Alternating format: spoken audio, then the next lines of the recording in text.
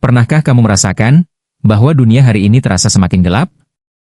Seolah ada sesuatu yang bergerak diam-diam di balik senyuman manusia? Pernahkah kamu melihat seseorang yang terlihat baik, namun hatinya menyimpan sesuatu yang tak pernah kamu duga? Dan, pernahkah kamu bertanya, apakah aku sedang dikelilingi oleh orang-orang yang mengkhianati kepercayaan tanpa aku sadari? Sahabat manisnya iman, inilah saatnya membuka mata lebar-lebar. Karena di balik ramainya media sosial, di balik hingar-bingar kemajuan teknologi, ada satu ancaman besar yang perlahan-lahan menggerogoti bangsa, merusak persatuan, dan menghancurkan keimanan, sifat munafik yang tersebar bak virus tak kasat mata. Dan tanpa kita sadari, ada kemungkinan mereka ada di sekitar kita. Ada kemungkinan mereka ada dalam lingkaran terdekat kita. Dan yang paling menakutkan, ada kemungkinan sifat itu mulai masuk ke dalam diri kita sendiri tanpa kita sadari. Sebelum kita lanjut, jangan lupa klik subscribe ke channel Manisnya Iman, karena disinilah kita belajar membuka mata hati, menyingkap kegelapan, dan memperkuat iman di tengah zaman yang makin mengerikan ini. Sekarang, mari kita masuk ke pesan moral yang akan mengguncang hatimu. Pernahkah kamu bertemu seseorang yang tampak baik? Tutur katanya lembut, senyumnya ramah, namun entah mengapa hati terasa tidak tenang ketika berada di dekatnya? Dan, pernahkah kamu bertanya-tanya, apakah ini orang baik, atau justru sosok berwajah dua yang disebut Nabi sebagai bahaya besar bagi umat? Di zaman yang serba digital, ketika kebaikan bisa dipoles hanya dengan filter kamera dan status WhatsApp. Ketika kejujuran dapat disembunyikan di balik emoji. Dan ketika tipu daya bisa menyamar menjadi nasihat. Bahaya kemunafikan menjadi semakin mencekam. Bab ini mengungkap dua tanda pertama dari 7 sifat yang harus kita hindari.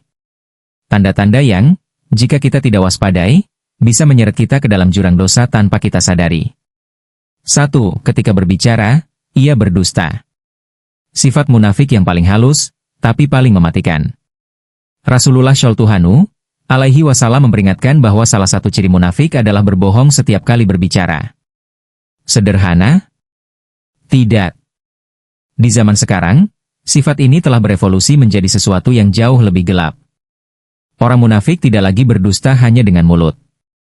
Ia berdusta dengan caption Instagram. Dengan komentar penuh petuah tapi hatinya busuk. Dengan nasihat yang terlihat suci padahal bertujuan menjatuhkan orang lain. Dan pertanyaannya adalah, berapa banyak dari kita yang kadang tidak sadar ikut terjerumus dalam kebohongan kecil yang dianggap wajar? Bohong untuk terlihat baik. Bohong agar tidak ditegur. Bohong untuk mendapatkan keuntungan. Bohong demi pencitraan.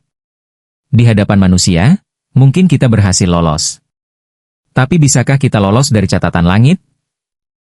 Bisakah kita bersembunyi dari Tuhan yang Maha mengetahui segala rahasia hati? Bayangkan satu kebohongan kecil yang kita anggap sepele.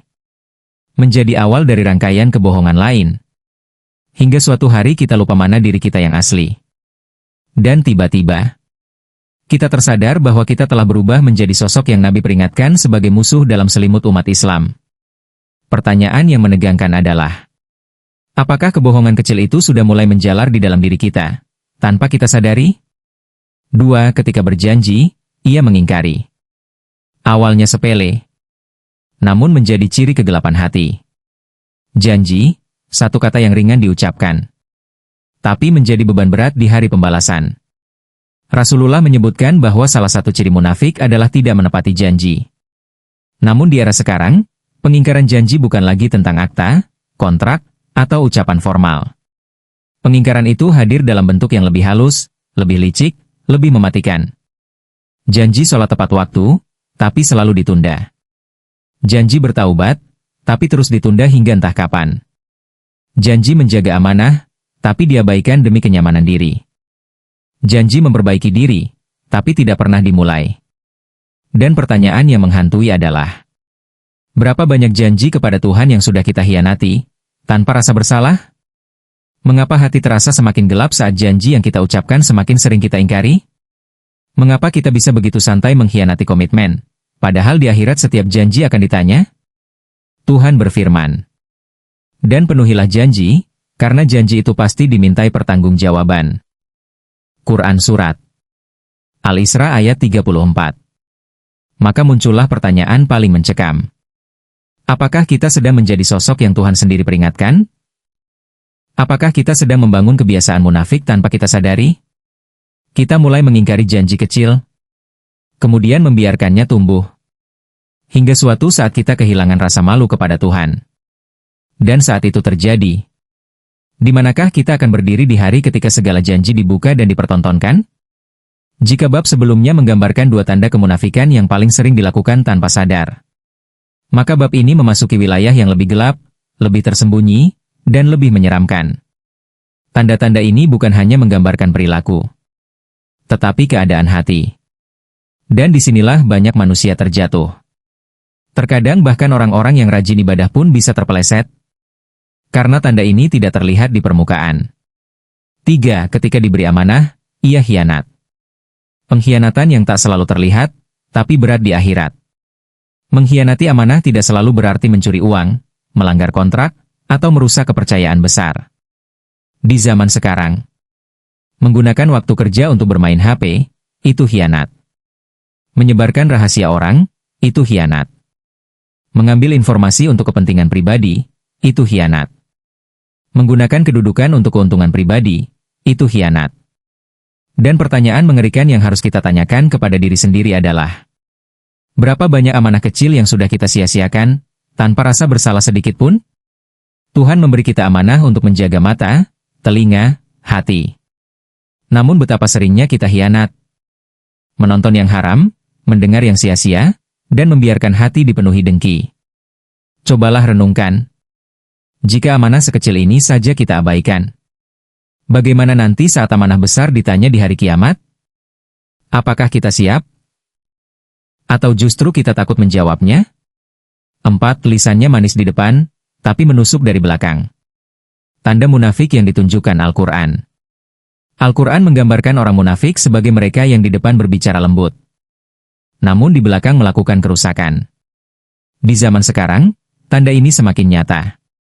Di depan tersenyum, di belakang menyindir. Di grup WhatsApp memuji, di grup lain mencela.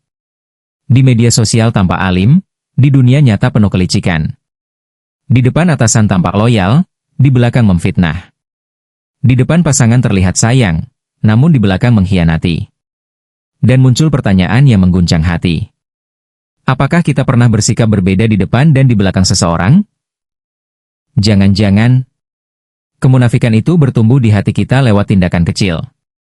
Menyindir, membicarakan, mencela, mengadu domba, perbuatan yang tampak remeh, tapi bisa mengikis cahaya iman secara perlahan, hingga hati menjadi gelap tanpa terasa. Dan pada titik itu, kita harus bertanya, apakah aku sedang membangun dua wajah?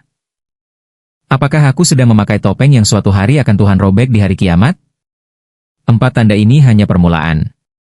Masih ada 3 tanda lain yang lebih dalam, lebih misterius, dan lebih mengerikan, yang membuat seseorang terlihat seperti muslim, namun hatinya kosong dari iman. Dan pertanyaan paling penting yang harus terus kita bawa adalah, apakah kita sedang mendekati cahaya, atau justru diam-diam tergelincir ke kegelapan yang Nabi peringatkan? Jika 4 tanda sebelumnya mengguncang hati, maka tanda yang akan kita bahas di bab ini adalah sifat yang paling halus, paling licik, paling sering dilakukan, namun paling jarang disadari. Ini adalah sifat yang membuat seseorang tampak mulia di mata manusia, namun hina di sisi Tuhan. Sifat yang membuat banyak orang tampak religius, padahal hatinya penuh racun. Sifat yang disebut ulama sebagai akar dari seluruh kemunafikan. 5. Menampakkan kebaikan, menyembunyikan kejahatan. Sifat munafik terselubung yang menghancurkan iman perlahan. Tahukah kamu bahwa sebagian orang yang paling tampak baik sebenarnya adalah orang yang hatinya paling gelap? Bukan karena mereka banyak maksiat, bukan karena mereka tidak sholat, tapi karena kebaikannya hanya topeng, bukan keyakinan. Di hadapan manusia, mereka tampak beribadah. Namun di hadapan Tuhan, kosong. Di luar tampak sopan, di rumah penuh amarah. Di media sosial menulis ayat, tapi di hati menyimpan niat buruk. Di depan orang tua terlihat patuh, tapi di belakang membangkang. Di depan jamaah bicara tentang iman, tapi di kamar pribadi tenggelam dalam maksiat. Dan pertanyaan yang menghentak hati adalah, apakah mungkin Salah satu dari wajah itu adalah diri kita sendiri. Kita terlihat baik. Kita berusaha tampak syalih. Tapi apakah semua itu benar-benar lahir dari iman? Atau hanya pencitraan? Cobalah bertanya pada diri sendiri. Apakah aku beribadah karena Tuhan, atau karena manusia? Apakah aku bersikap baik karena hati, atau karena ingin dipuji? Apakah kebaikan yang kulakukan masih tetap kulakukan ketika tidak ada yang melihat? Jika jawaban-jawaban itu menimbulkan rasa takut, itu pertanda baik. Hati kita masih hidup. Namun jika hati tetap tenang-tenang saja, maka pertanyaannya menjadi semakin menakutkan. Apakah hati kita sudah mulai mengeras, tanpa kita sadari? Para sahabat Nabi, orang-orang yang paling dekat dengan wahyu, merasa ketakutan setiap kali mendengar ayat tentang munafik. Mereka berkata, apakah aku termasuk orang munafik?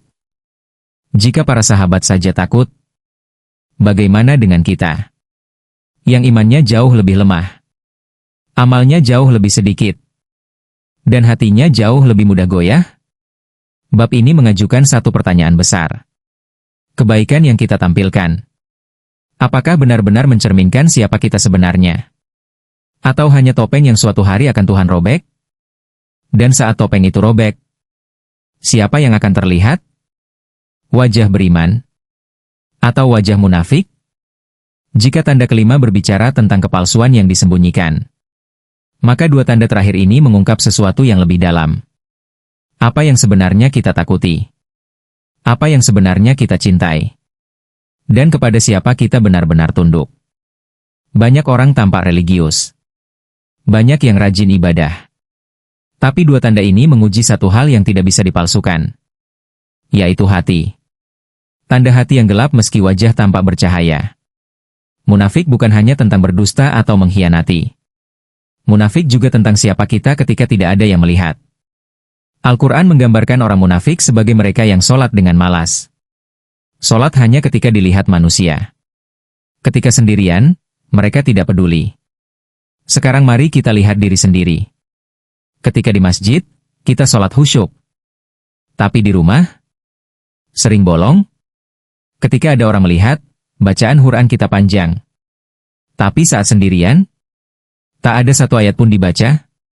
Ketika bersama teman, kita berbicara tentang agama. Tapi ketika sendirian, HP menjadi teman paling setia hingga larut malam. Pertanyaannya adalah, siapa sebenarnya yang kita sembah? Tuhan atau manusia? Sebab jika ibadah hanya semangat ketika ada yang melihat, itu berarti kita takut kepada manusia lebih daripada kepada Tuhan. Dan itu adalah tanda yang sangat dekat dengan kemunafikan.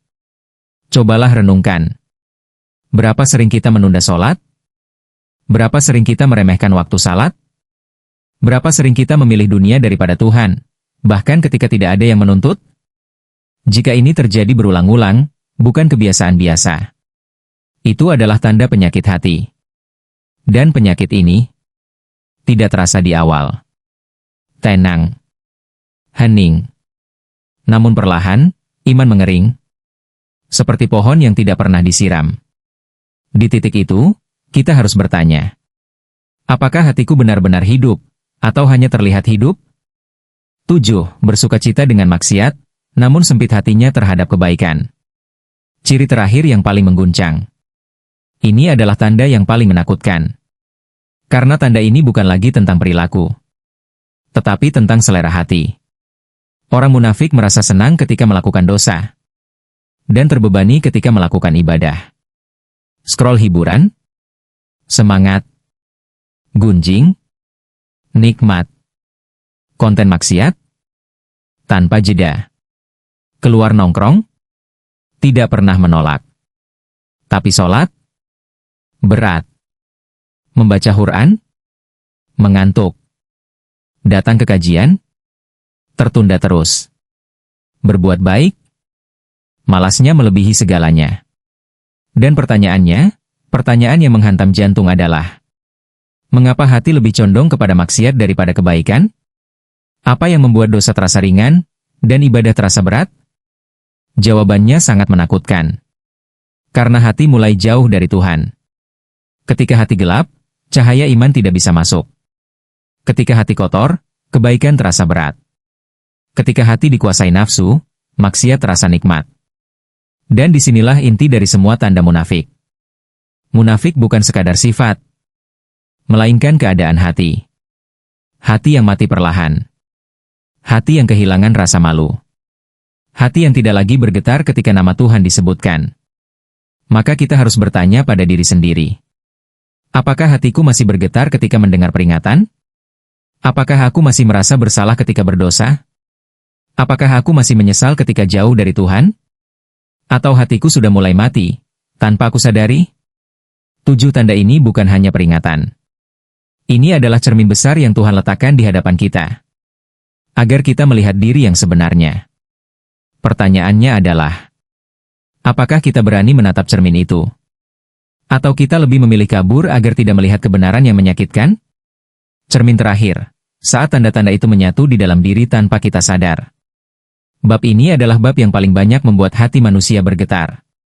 Karena disinilah kita mulai menyadari sesuatu yang lebih menakutkan daripada tanda munafik itu sendiri. Tanda-tanda itu ternyata tidak selalu muncul satu persatu. Seringkali ia melebur menjadi satu, tanpa kita sadari. Dan ketika sudah melebur, kita tidak lagi bisa membedakan mana yang sekadar salah, mana yang sudah menjadi penyakit hati, mana yang masih bisa diperbaiki, dan mana yang sudah berubah menjadi karakter. Bab ini tidak hanya menyentuh perilaku, tapi menyentuh sesuatu yang lebih dalam. Perjalanan hati yang perlahan menggelap tanpa suara.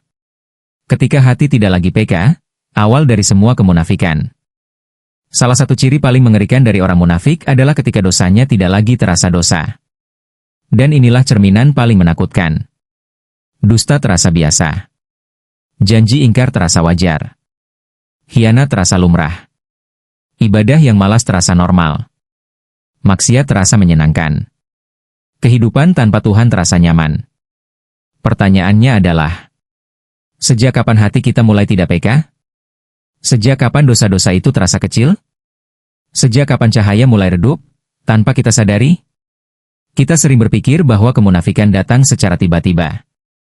Padahal tidak. Kemunafikan tumbuh perlahan, seringkali tanpa disadari. Seperti api kecil yang diam-diam membakar rumah dari dalam. Sifat ini bermula dari satu kesalahan kecil yang dibiarkan, lalu berkembang menjadi kebiasaan, lalu menjadi karakter, lalu menjadi penyakit hati, dan akhirnya menjadi identitas. Pertanyaannya yang mencekam, di titik mana kita berada sekarang? Apakah kita masih bisa kembali? Atau kita sudah berada terlalu dalam? Tanda yang tidak terlihat oleh mata, tapi terasa oleh ruh. Ada satu tanda lain yang jarang dibahas orang. Tanda yang tidak tampak oleh mata. Tidak terdengar oleh telinga. Tapi terasa oleh hati yang jujur. Hati tidak lagi suka dinasehati. Ketika dinasihati, kita marah. Ketika ditegur, kita tersinggung. Ketika diingatkan, kita mencari alasan.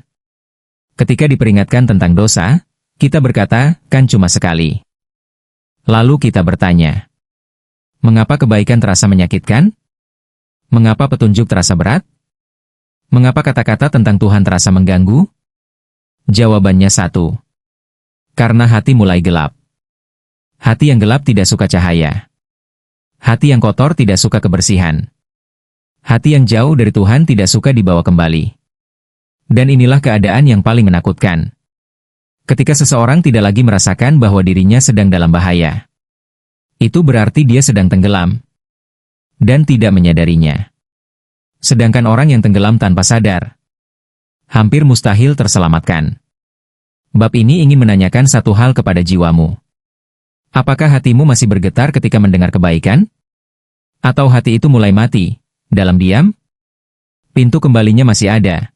Tapi berapa lama lagi?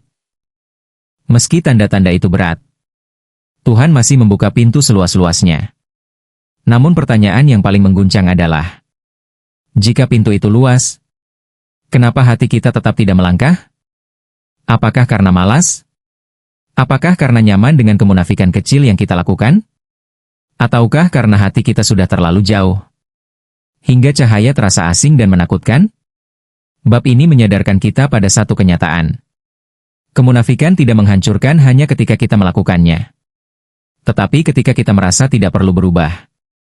Itu adalah titik kehancuran sebenarnya. Jalan keluar dari kegelapan, pertempuran terakhir antara iman dan nafsu. Setelah menelusuri 7 tanda munafik dan kegelapan hati.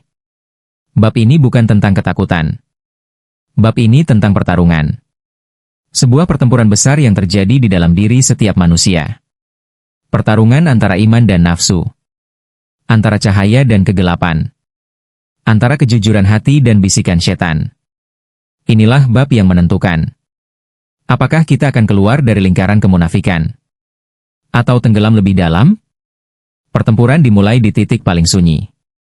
Dunia bisa menipu kita. Manusia bisa tertipu oleh penampilan. Tapi ada satu tempat di mana tidak ada yang bisa berbohong. Dalam kesunyian. Di tempat itulah iman diuji. Apakah kita masih mengingat Tuhan ketika tidak ada yang melihat? Apakah kita masih merasa bersalah ketika berbuat dosa? Apakah kita masih takut kehilangan hubungan dengan Tuhan? Apakah kita masih ingin berubah menjadi lebih baik? Pertanyaan itu sederhana. Tapi jawabannya menentukan nasib kita. Karena disitulah sebenarnya terlihat. Apakah hati kita masih hidup? Atau sudah mati? Dan apabila hati masih mau mendengar, itu berarti pertempuran masih bisa dimenangkan. Mengalahkan 7 tanda munafik itu bukan mustahil, tapi memerlukan kejujuran brutal pada diri sendiri. Ada satu kalimat yang harus kita pegang. Tidak akan sembuh hati yang tidak mau jujur kepada dirinya sendiri. Cobalah jujur, sangat jujur. Apakah kita masih sering bohong? Apakah kita sering ingkar janji? Apakah amanah sering kita abaikan? Apakah kita sering berbicara di depan berbeda dengan di belakang? Apakah kebaikan hanya kita tampilkan saat dilihat orang? Apakah ibadah terasa berat ketika sendirian? Apakah maksiat terasa nikmat? Jika jawabannya, ya, untuk sebagian atau bahkan semuanya. Itulah kenyataan pahit yang harus diterima. Tapi inilah kabar baiknya. Kemunafikan tidak akan mengalahkan seseorang. Selama dia masih berusaha melawannya. Yang berbahaya adalah ketika seseorang berhenti peduli. Berhenti merasa salah. Berhenti ingin berubah. Itu adalah titik di mana iman padam. Dan kegelapan hati menjadi penguasa. Jalan keluar, cahaya selalu menang jika kita mau melangkah. Tuhan tidak meninggalkan hambanya meski hamba itu jatuh berkali-kali. Tuhan membuka pintu, lagi dan lagi, bahkan ketika manusia lupa mengetuknya. Kita hanya perlu melangkah. Dan pertanyaan terakhir untuk bab ini adalah, jika cahaya sudah menunggu di depan, mengapa kita masih memilih berada dalam gelap? Apakah karena nyaman? Atau karena takut berubah? Atau karena hati kita sebenarnya ingin kembali, tapi terjerat oleh dosa-dosa lama? Satu langkah kecil saja bisa mengubah segalanya. Satu kejujuran kecil. Satu janji yang ditepati. Satu amanah yang dijaga. Satu ibadah yang disempurnakan. Satu maksiat yang ditinggalkan. Dari situlah perjalanan menuju cahaya dimulai. Dan bab ini mengajukan pertanyaan penentu. Apakah kita siap melangkah? Atau kita akan tetap diam? Membiarkan kegelapan menang? Sahabat manisnya iman. Di tengah dunia yang terus bergerak tanpa menoleh ke belakang, ada satu kenyataan pahit yang tak pernah ingin kita akui. Bangsa yang kuat bukan dihancurkan oleh musuh dari luar, tetapi oleh pengkhianatan dari dalam. Oleh hati yang retak. Oleh jiwa yang kehilangan arah. Oleh sifat-sifat gelap yang tumbuh diam-diam di antara kita. Kebohongan, kemalasan, pengkhianatan, dan hilangnya rasa takut kepada Tuhan. Kita hidup di masa ketika dosa dianggap hiburan, fitnah dianggap candaan, dan kebenaran terasa semakin asing. Kita hidup di zaman ketika orang berbuat baik disebut sok alim, tetapi yang berbuat maksiat dianggap gaul. Dan pertanyaannya, mau dibawa kemana bangsa ini jika moral runtuh dari generasi ke generasi? Bangsa Indonesia dibangun dari air mata para pejuang, darah para syuhada, dan tekad baja orang-orang yang memegang amanah. Mereka berperang bukan hanya melawan peluru penjajah, tetapi melawan sifat-sifat yang mematikan bangsa dari dalam, kemunafikan, pengkhianatan, dan kemalasan. Apakah kita memiliki keberanian untuk bertanya pada diri sendiri? Apakah aku sedang menjadi bagian dari kekuatan bangsa? Atau bagian dari kehancuran bangsa? Dalam sejarah, Negara besar hancur bukan karena sunyi. Roma runtuh bukan karena tidak punya pasukan. Dinasti besar di Timur Tengah runtuh bukan karena kurang prajurit. Mereka runtuh karena moral rakyatnya membusuk. Karena sifat munafik merajalela. Karena kepentingan pribadi lebih penting dari kepentingan bangsa. Karena setiap orang merasa dirinya benar. Padahal hatinya perlahan mati. Dan apakah kita sedang mengulang sejarah yang sama? Bayangkan, ketika seseorang mulai berdusta, bukan hanya jiwanya yang gelap. Tetapi setiap dusta yang ia ucapkan adalah retakan kecil yang merusak dinding bangsa. Ketika seseorang mengingkari janji. Ketika amanah dikhianati. Ketika ibadah dilakukan hanya untuk dilihat manusia. Ketika maksiat dinikmati tanpa rasa bersalah. Disitulah kehancuran dimulai. Bukan karena satu orang. Tetapi karena kebiasaan buruk itu menular seperti virus. Merambat dari satu hati ke hati yang lain. Hingga akhirnya menjadi budaya. Lihatlah anak bangsa hari ini. Banyak yang pintar, banyak yang berbakat.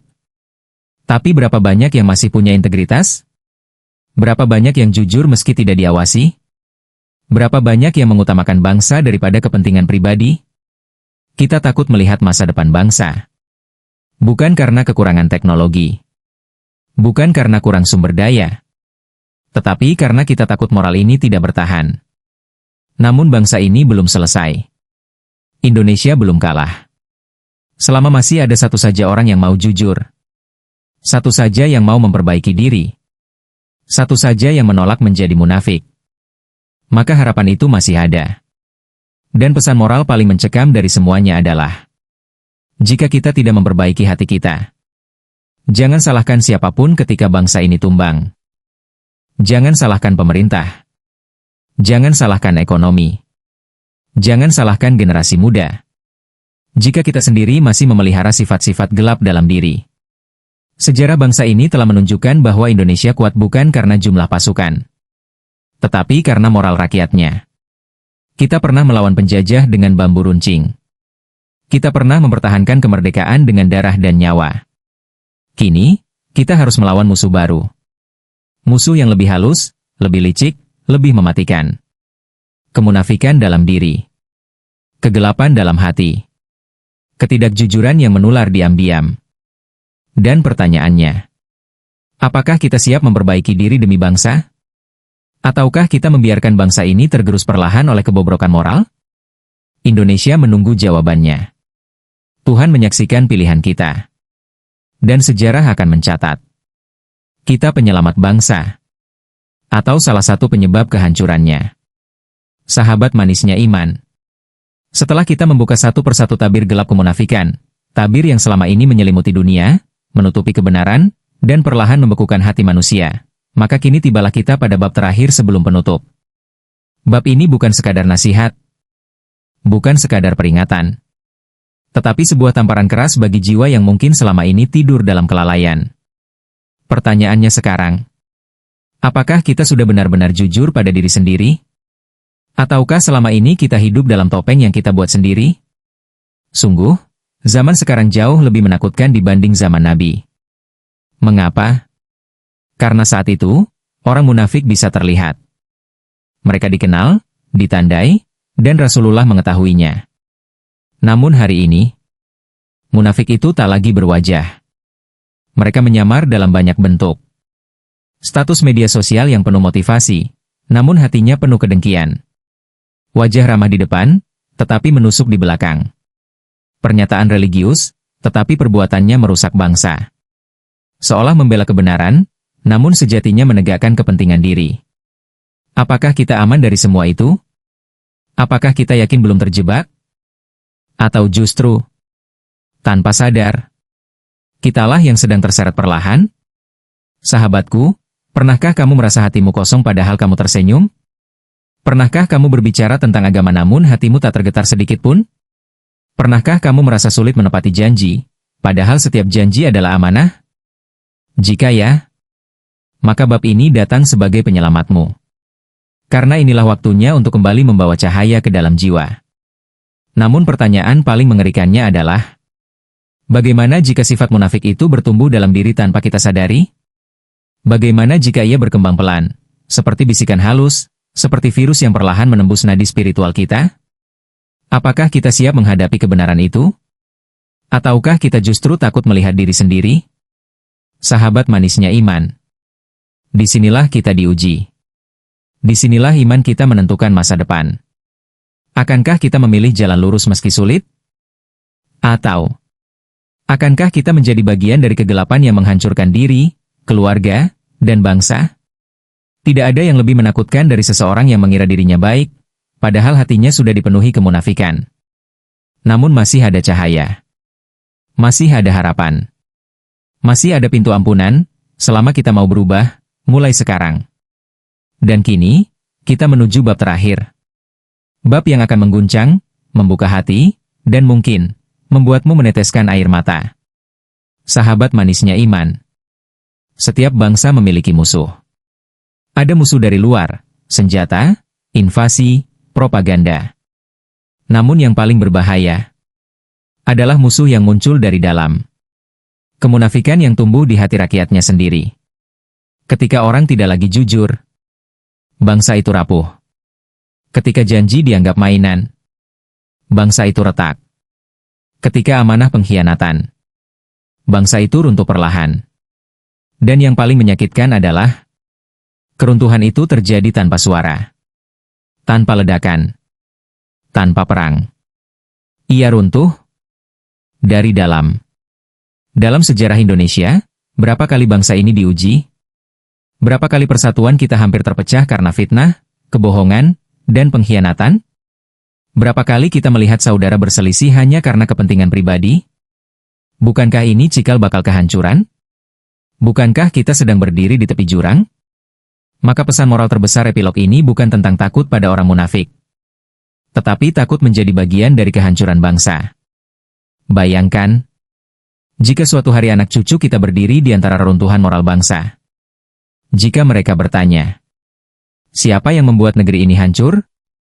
Apakah kita ingin jawabannya adalah kakekmu, nenekmu, generasi sebelum kalian, karena mereka tidak jujur, tidak amanah, dan hidup dalam kemunafikan. Sahabat manisnya iman. Kita tidak boleh membiarkan itu terjadi. Kita tidak boleh membiarkan negeri ini retak karena dosa yang bisa kita cegah. Kita tidak boleh membiarkan bangsa ini runtuh hanya karena rakyatnya lupa menjaga hatinya. Nasionalisme bukan hanya tentang bendera. Bukan hanya tentang lagu. Bukan hanya tentang upacara. Nasionalisme adalah kejujuran, komitmen, amanah, tidak mengkhianati bangsa sendiri, tidak menyebarkan fitnah yang memecah persatuan, tidak memakai dua wajah dalam satu kehidupan. Bangsa besar dimulai dari rakyat yang bersih hatinya. Dan rakyat yang bersih hatinya dimulai dari diri sendiri. Dari langkah kecil. Dari kejujuran dalam hal kecil. Ingatlah, bangsa yang kuat bukanlah bangsa tanpa masalah. Tetapi bangsa yang rakyatnya tidak munafik, tidak berpura-pura, tidak hidup dalam dua wajah. Maka epilog ini adalah seruan. Seruan dari hati ke hati. Seruan dari generasi untuk generasi.